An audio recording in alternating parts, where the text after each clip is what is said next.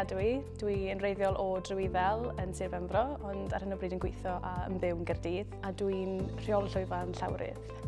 Pan o'n i'n tyfu lan, o'n i'n gwneud lot gyda cwmni ieuenctid Cylch Aberteifi, so Cica, ar y llwyfan. Dim gyrfa yn theatr o'n i eisiau mynd mewn i rhywbeth cwbl gwahanol. Ond o'n i'n gwneud sioeau yn yr ysgol, y pethau fel yna, a wedyn un diwrnod nes i auditiono ar gyfer Limis gyda'r urdd, a ges i lle, a dyna pryd nes i penderfynu wedyn newid gyrfa mewn i theatr perfformio.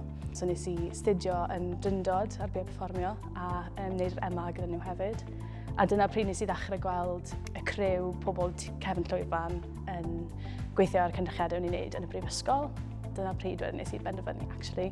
Sa eisiau bod ar y llwyfan agor, fi eisiau bod Cefn Llwyfan, fi eisiau Rheolwr Llwyfan.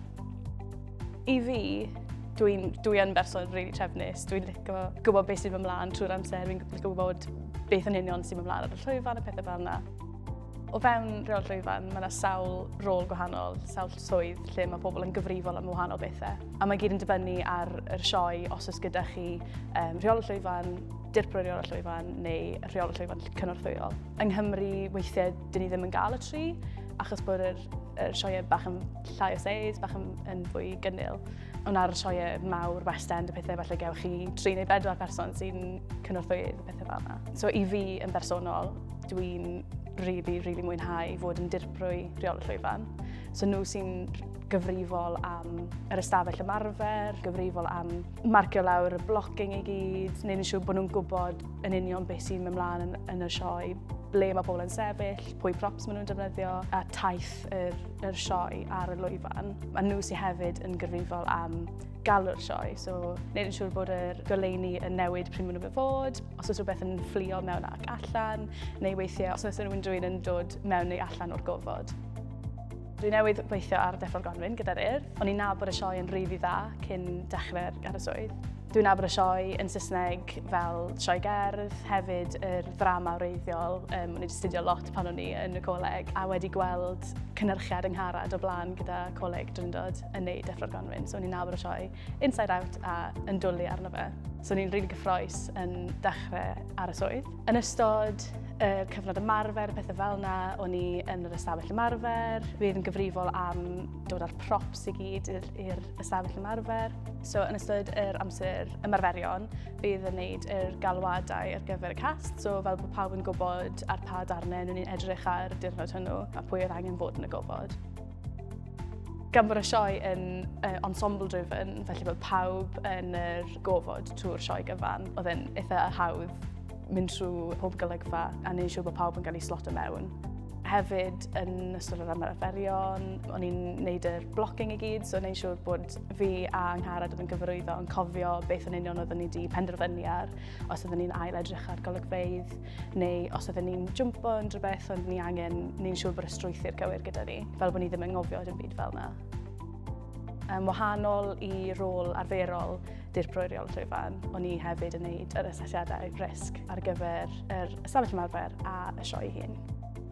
Ar y noson fi oedd yn galw'r sioe, so wneud yn siŵr bod yr cast ar y llwyfan pan ni'n barod i fynd, wneud yn siŵr bod yr criw a'r tîm technegol i gyd yn barod a bod popeth yn mynd i fynd yn dda. Wneud yn siŵr bod y goleuni'n newid pan maen nhw fod. Oedd gyda ni 2 chain hefyd yn fflio mewn ag allan, so wneud yn siŵr bod gyda ni pobl ar yr fly floor yn barod ar gyfer y sioe. Be fi'n fwynhau yn fwyaf yw y cyffro na o pan ti'n galw sioe, yn enwedig sioeau cerdd. Ti'n cael caneuon rili bysur a ti'n goffod canolbwyntio a galw ambell i beth i'r nodyn neu'r curiad penodol. Mae fe'n cymryd lot o concentration i wneud siŵr bod ti'n gael yn iawn. A i fi, y cyffro na o bod e'n theatr fyw a gall unrhyw beth mynd yn anghywir, sut ni'n delio gyda camgymeriadau neu unrhyw beth sy'n mynd o le.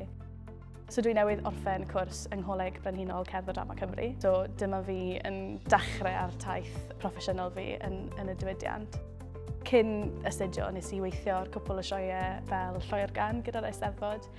Digwydd fod gyda Ngharad, nath gyfarwyddo Dechreuodd Nia a Lara, yr coreograffydd hefyd.